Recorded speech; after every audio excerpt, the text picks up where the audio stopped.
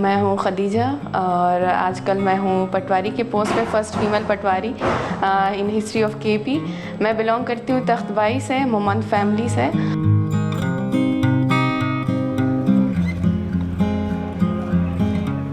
KP government ने female पटवारी advertisement में announce किया था, तो हमने अप्लाई किया।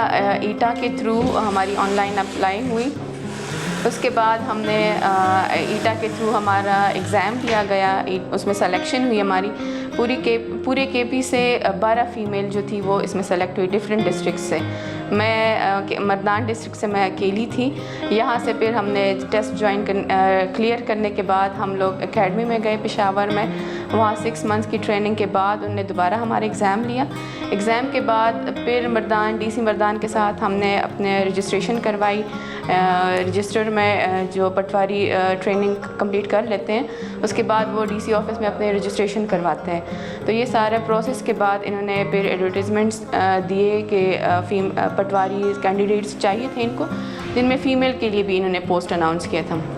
तो उसके बाद हमारी सिलेक्शन हुई।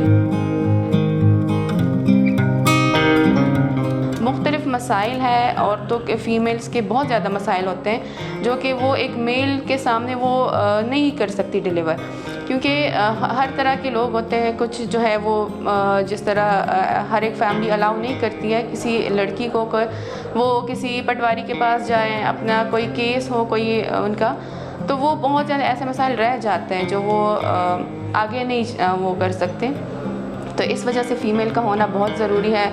पटवार सिस्टम में भी इतना वो नहीं है जितना हम लोग समझते हैं कि बहुत मुश्किल काम है। हाँ, काम हर एक मुश्किल है, लेकिन वक्त के साथ आप सीख जाते हैं, एडजस्ट हो जाते हैं। तो मैं चाहती हूँ कि इस फील्ड में और भी लेडीज़ आएँ, आगे बढ़ें इसमें, क्योंकि हम फीमेल्स के बहुत ज़्यादा मसाइल होते हैं। फिर मैं इसी फील्ड को आगे लेके इंशाल्लाह आगे जाना है, चाहे वो पटवारी के पोस्ट पे हो, प्रमोशंस भी लेनी है, आगे एग्ज़ाम्स भी देने हैं। तो एक जगह पे स्टक होके नहीं रहना है।